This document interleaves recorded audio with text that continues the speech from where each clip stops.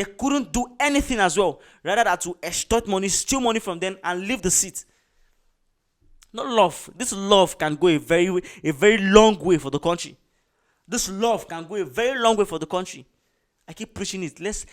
Once there is love, once you love your people as a president, definitely you're going to do things for them. It is love that will make you construct road for them. It is love that will make you give them great education. It is love that will make you give them a good minimum wage. It is love that will make you do so many things for them. You understand? We need that love. We need that love. Let that love be there. Let that love be there. Let that love be there. If the love is there, things will go well. And then we need that togetherness as well. That unity. That outspokenness. Let's talk. Not that anything that happens, we just adapt to it. First subsidy came. We adapted to it. I thought this first subsidy was going to be a major breakthrough for us to write and be like, we don't want this thing anymore. Don't you understand? We don't want this thing anymore. Yes, taking away the subsidy is not a bad thing. It is a good thing. You understand? You took away the subsidy. We are glad you did that, because we can't be paying these people this billions of naira. Taking away the subsidy, nobody says it's a bad thing. But why can't you just take away the subsidy without providing the way for citizens to survive? You expect us to live on our previous minimum wage. Why? You're supposed to at least provide a way, a means for us to survive by increasing our minimum wage. He didn't do that from the beginning. Now, it is after he took that rush decision of, what's it called, taking away first subsidy, and then he's now signing a bill that he want to increase the minimum wage. Yet, we are still sustaining on the previous minimum wage, and we are still adapting to it, and we are still surviving. Why? If we can't tell this man how it hurts us, tell me, how are we going to see change? In the Western world, you can't just take away subsidy or take away things that are going to affect the citizens that you don't increase their minimum wage. You can't do that in the Western world.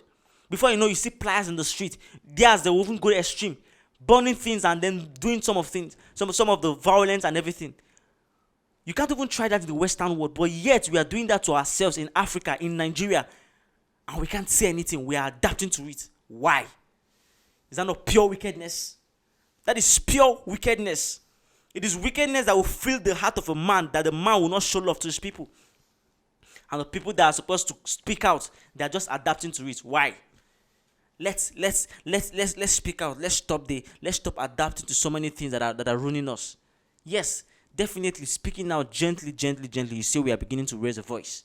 It's going to be a country whereby a law must prevail. It's going to be a country whereby anyone that is leading will maintain the law. If everyone is good, if everyone have that great personality of, yes, I want to become a president tomorrow, so I will start doing good things. I will be good. Tell me, how will 60% of the country will not be good, filled with good people? If 60% of the country is filled with good people, tell me, how would there not be a great improvement and development in the country in all aspects? But no, we don't have that. Everybody's just concerned about their pocket, concerned about their stomach, concerned about their family. That's why I see politicians spending money anyhow and doing a lot of things. You understand? All these things that are happening, we need a proper change. We need a proper change. The powers that are being given to these leaders, they are so much. They are so much that they do whatever they want to do, because they have influence, because they have their godfathers and everything. Talking about Kogi State. Look at what is happening in Kogi State. Imagine someone shared a screenshot of what he accepted as salary that Yabelo paid him. 5,000 naira for the month. 5,000 naira. Can you imagine? And these guys are what's it called? Money are being released to these guys as allocation every month.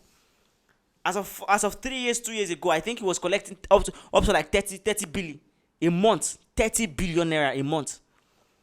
But now look at what is happening. Why are you going to pay 5,000 naira to a worker that stressed himself for complete 4 weeks?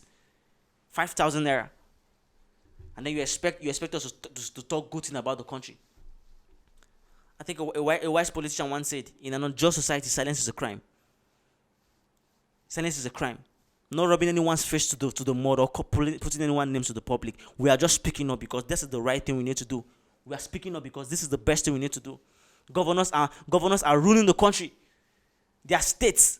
A governor will be out there ruling the states, and then he's not doing the proper thing he's supposed to do. And then after 8 good years, he will now do a flyover bridge and say that he spent 50 billion naira on that, 100 and something billion naira on that contract. Why? Why are we having this hate for ourselves? And after the governor is done, he will just get out of that position without the law or nobody going after that person. Why? Because he have his connection. Because nobody is saying, see, the Western world are corrupt. Nobody is saying you shouldn't steal money. Because I know that the temptation must be there. I know you want to steal money, but at least do something good. I'm not against that. Because I can't tell you that, I will tell you that we are eradicating the corruption, the stealing of money. I'm not a saint. But I'm telling you the proper thing to do. I know definitely once you are there, you must want to steal money. But why can't you do something good that will cover your evil acts that you've done?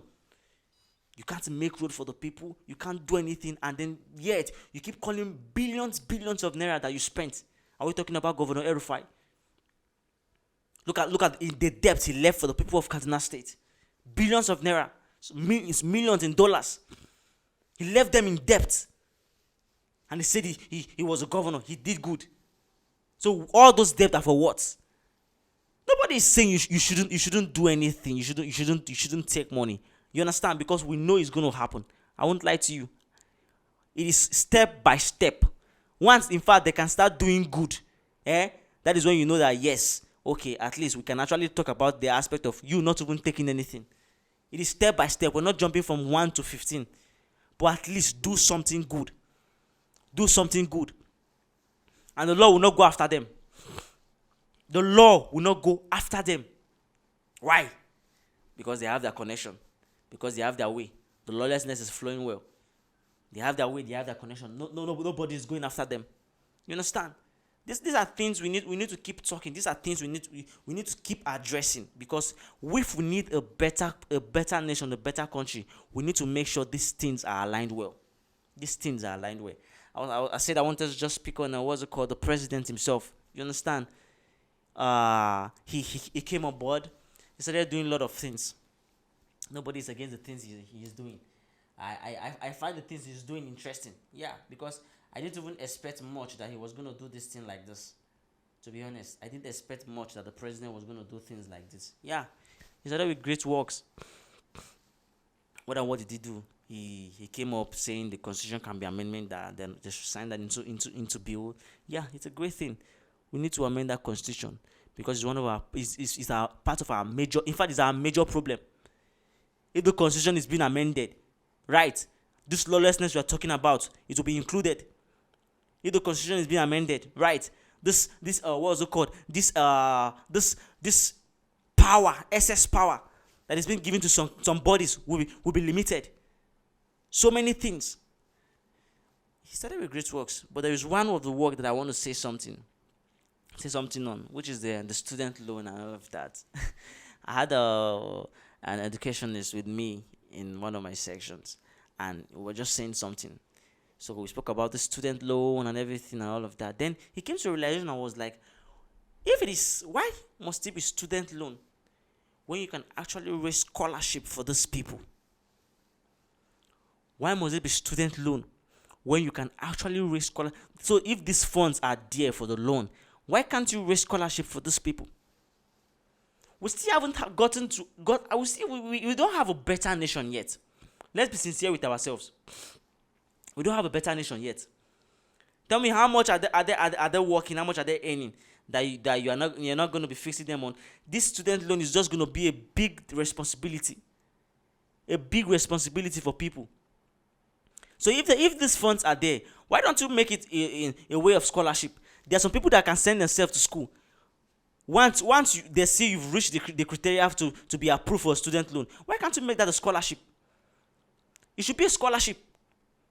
Let people go, people that are willing to go to school, but they don't have any support, they don't have anything to do, no support, no financial way. Why don't you make it a scholarship? Why not putting it on that financial burden and what's it called, responsibility, making it a student loan? We should look at it from this aspect as well.